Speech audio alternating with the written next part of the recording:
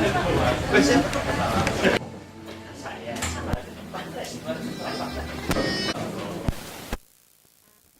saya hormati kepala dinas yang hadir hari ini, mulai Dinas Lingkungan Hidup dan Kebersihan, kepala DPKAD, kepala DBM, dan seluruh SKPD yang berdiri dari jajaran Dinas Pendidikan, Keuangan, dan Camat termasuk jajaran Dirut Kebersihan. Tentu dibantu dengan Kabag Hukum, pastikan itu nanti secara proaktif bersama-sama lah dengan PD Kebersihan, karena saya itu bisa diantisipasi. Saya pikir ini juga menjadi jalan yang karena angkanya masih di bawah. Ya, hari ini kita ingin pastikan karena 2 hari yang lalu bahkan hari Sabtu ya, kita dengan Komisi B dan kita diingatkan dengan kaitan Adipura. Nah, Adipura ini kan dalam 2 tahun alhamdulillah ya kita masuk Adipura Kirana. Nah, kemarin kita agak sedikit mundur sejalan dengan berubahnya SOTK yang baru, yang PP 18 sekarang ini dengan Perda yang baru, sehingga pejabatnya juga baru dikukuhkan, dan jaminan yang saya selalu tekankan kepada SKPD tertentu adalah tidak boleh terhambatnya kualitas pelayanan publik. Nah, terlebih yang beririsan dengan Adipura. Walaupun itu bukan tujuan seperti yang sudah disampaikan Pak Wali Kota, tetapi ini menjadi sebuah komitmen bersama karena Adipura ini mencerminkan sebuah tata kelola persampahan dan lingkungan kota yang baik, sehingga nilai prestisnya tinggi luar biasa soal Adipura ini. Oleh karena itu tadi rapat koordinasi ada 7 komponen yang belum memenuhi kriteria yang dipersyaratkan, artinya nilainya masih kurang lah, belum memenuhi ekspektasi yang diharapkan. Tapi kita masih punya waktu ya, karena biasanya Februari Maret itu ya, dan pemantauan dari pusat itu Kementerian Lingkungan Hidup itu biasanya tidak diberitahu. Nah, oleh karena itu tadi sudah diatur langkah-langkah strategi-strategi untuk menangani itu agar supaya yang baik tetap dijaga yang baik, yang 7 komponen tadi kurang baik itu justru harus didorong. Ya, salah satunya 7 komponen itu seperti di pasar. Masih berserakan ada sampah-sampah pasar gitu ya. Walaupun tadi Pak itu sampahnya bukan sampah dari pasar, tapi sampah lingkungannya gitu kan. Nah, enggak begitu. Karena hakikatnya itu menjadi tanggung jawab kita bersama. Makanya ini sedang ditindaklanjuti nanti oleh Dinas Lingkungan Hidup. Terus yang kedua masih juga terminal, puskesmas. Makanya tadi juga jajaran Dinas Kesehatan kita hadirkan, dan dalam 1 minggu harus ada progres yang terukur, sehingga komponen termasuk ada beberapa pemukiman ya dan sebagainya yang masih belum maksimal. Saya ingin dalam 1 minggu ini angkanya harus di atas angka 74 ke atas. Jadi sekarang sudah baik sih, sudah cukup gitu ya, sudah 72, 73. Tapi kalau predikat Adipura masih tetap harus kita raih, nilainya harus 74 ke atas. Nah, oleh karena itu kita jaga terus ya. Poin pentingnya itu ya. Kalau kebersihan kan nanti itu dipegang sama 2 instansi gitu ya. Iya. Nah, nanti polanya seperti apa nih untuk meraih Adipura di tahun ini, target dari Pemkot? Ya, meraih Adipura seperti tadi ya, ada titik-titik atau kriteria yang dipersyaratkan oleh Menteri Lingkungan Hidup. Itu saya kira nggak persoalan. Tetapi persampahan ini memberikan kontribusi yang signifikan terhadap perayaan Adipura. Jadi ini korelasinya nyambung nih. Makanya tadi kami dengan jajaran PD Kebersihan juga sekarang akan ditindaklanjuti sejauh mana langkah-langkah yang harus dilakukan dalam rangka mengupayakan. Ada pembagian tugas mungkin dari? Ada pembagian tugas. Makanya tadi ada titik pantau, ada tanggung jawabnya siapa berbuat apa.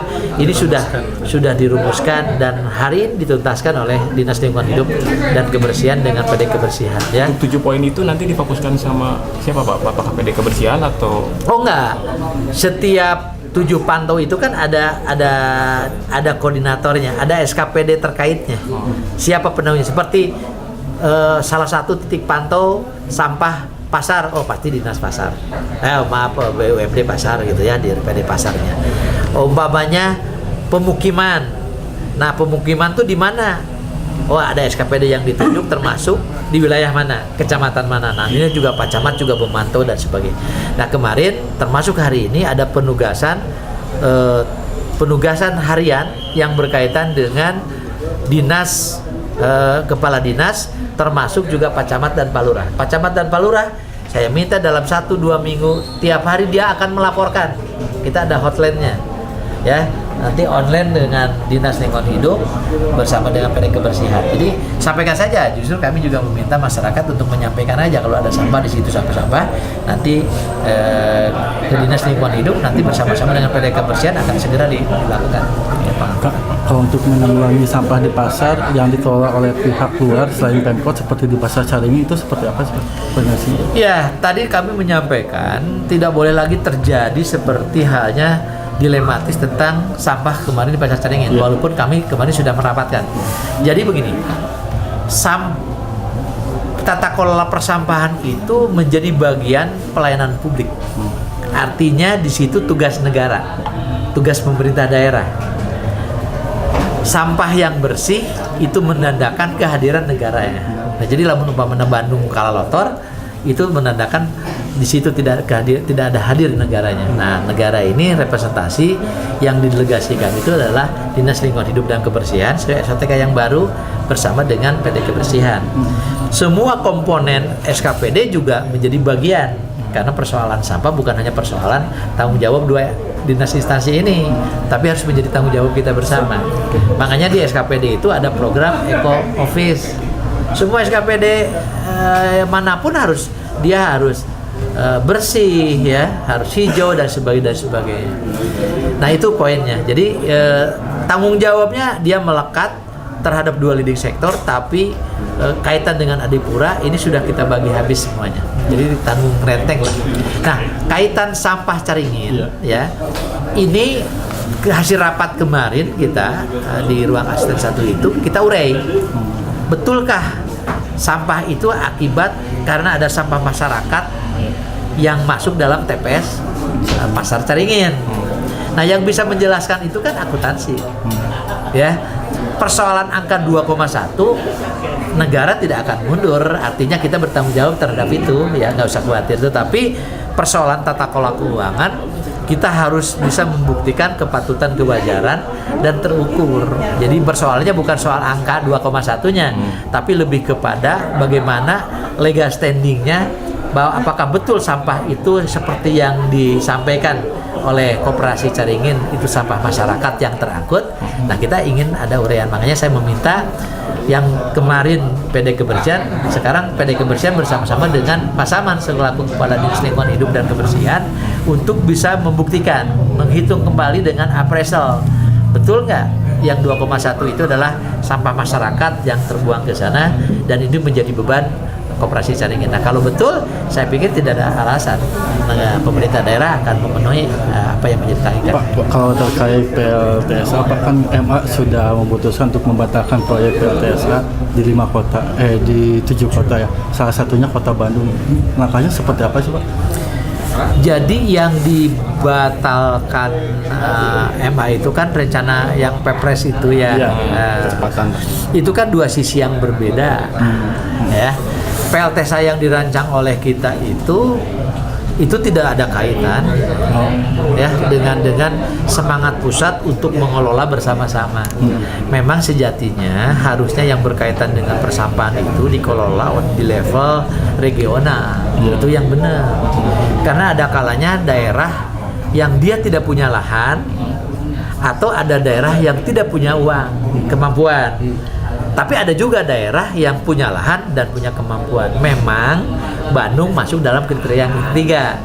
Dia ada lahan, dia punya kemampuan, walaupun berat gitu ya. Nah, sekarang kalau pertanyaannya bagaimana ada semangat untuk kelegok nangka, tentu itu menyambut baik. Ya, yang paling penting apapun opsinya ini bisa menuntaskan, menyelesaikan persoalan sampah yang memang menjadi PR besar untuk Kota Bandung. Kenapa? Karena persoalan sampah Kota Bandung dengan kabupaten yang lain, taruh katakan bersebelah ya, Sumedang gitu ya, kemudian Purwakarta ataupun Subang itu berbeda. Karena sampah Kota Bandung itu satu harinya juga 1,6 ton, 1,5, 1,6 sampai 1,7 ton. Ya. Artinya tetap berlanjut. Saya tidak mengatakan itu, ya. Artinya ini nanti menjadi domainnya pemerintah daerah. Nah, pemerintah daerah itu kan tentu kepala daerah dan DPRD. Sampai saat ini kita masih concern dengan logika itu, gitu kan. Jadi ada dua opsi dan kemarin ada semangat baru, semua dibangun atau diarahkan ke Legok Nangka. Ya kita senang. Artinya kita tinggal memikirkan bagaimana tata kelola yang dialihkan ke sana, sehingga kan bicara tentang PLTSA itu sama dengan seperti kita membangun kayak kuburan gitu kan. Jadi orang agak enggan terhadap itu. Nah, PLTSA juga kan yang dipersoalkan selalu ada polutan, menyisakan polusi. Nah, polutan ini. Tapi kan bagi kita bukan persoalan itu, tapi lebih kepada bagaimana ini bisa menuntaskan. Jangan sampai Bandung di kelak kemudian hari akan menjadi lautan sampah. Gitu. Ya, ini kan sejalan dengan karakter kota, dinamika yang terjadi, perubahan yang terjadi, dan itu menjadi karakter kota. Salah satu kota itu tentu diminati, ya. Bahkan seperti yang kita sampaikan, Bandung itu kan seperti Pak Wali sampaikan, dia disiapkan awalnya disusun itu untuk 800 kepala keluarga. Sekarang sudah 800.000, sekarang sudah 2,5 sampai 3 juta. Kan ini problem. Nah, 3 juta ini menghasilkan sampah. Makanya tadi fluktuasinya cepat sekali. Ya, bagi kabupaten yang lain yang jumlah penduduknya kecil, mungkin tidak terlalu masalah serius yang jadi priority. Tapi untuk masalah kota, sampah itu kita tidak terlalu besar sampah industri. Tapi yang namanya sampah bisnis, sampah rumah tangga ini potensial. Apalagi kalau orang dari kabupaten kerjanya di kota ya Pak, nambah lagi ya 2,5 juta. Ya, belum, ya makanya tadi belum lagi masyarakat yang wisatawan atau yang pendatang yang tanpa disadari dia mengelola dan dia juga buang sampah di kita. Ya artinya dia makan dan sebagainya, kan dia membuang sampah. Nah tentu kan ini harus dikelola dengan baik. Nah oleh karena itu rapat tadi adalah merupakan antisipasi yang harus kita siapkan. Kalau Ya. setelah duduk bersama dengan Pemprov gitu ya, sudah disepakati kapan PLTSA ini bisa direalisasikan? Ya, di dalam ini 2017 sudah Sudah ada. MOU-nya sudah kita sepakati, ya. Hanya yang kita menyampaikan coba kuotanya kita lebih khusus lah, karena sampah Kota Bandung itu relatif besar dibandingkan dengan sampah-sampah kabupaten kota yang lain. Kan artinya kuotanya tidak harus sama dong. Jangan sampai kita terbelenggu seperti halnya kita membuang sampah ke Sarimukti 1,2 padahal sampah kita sudah 1,5 waktu itu. Berarti setiap hari ada 300 ton yang Tidak terangkut ya? tidak terangkut. Berarti penganggaran gimana Pak Sekda untuk penganggaran? Saya penganggaran gak ada persoalan. Jadi nantinya tuh Penganggaran tetap kan sekarang di Dinas Lingkungan Hidup dan Kebersihan. Saya kira nggak ada persoalan. jadi fokus apakah dari Kota Bandung saja atau dari daerah-daerah lain untuk menyumbangkan dana menghadirkan PLTSA ini? Kayak tipping fee-nya. Tipping fee-nya kabupaten kota. Jadi setiap kabupaten kota itu sangat tergantung kepada besaran tonase sampah yang akan nanti ke Legok Nangka, ya. Nah, jadi itu jadi dari peran dari BPWS itu sangat tergantung. Tapi kita nggak ada persoalan dari sisi itu, ya. Yang sedang kita dorong itu adalah bagaimana hak kuota kita yang representatif proporsional dengan bangkitan atau dampak sampah yang diproduksi di Kota Bandung. Kalau misalnya dari rumah Pak, kalau misalnya masyarakat memilih dari sampah dari rumah, kira-kira bisa mengurangi tipping fee itu ya biaya semua itu? Sangat. Makanya di sini ada TPS 3R, TPST 3R. Jadi ada tempat pembuangan sampah terpadu yang 3R, yang recycle itu ya. Nah, jadi itu didorong. Jadi saya tadi pilahkan bahwa itu menjadi bagian tata kelola PD kebersihan yang hand to handnya dengan masyarakat agar supaya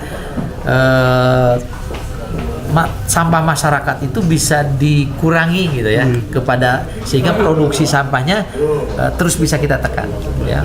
Saya kira itu. Oke ya, makanya nuhunnya nanti masih diteruskan apa.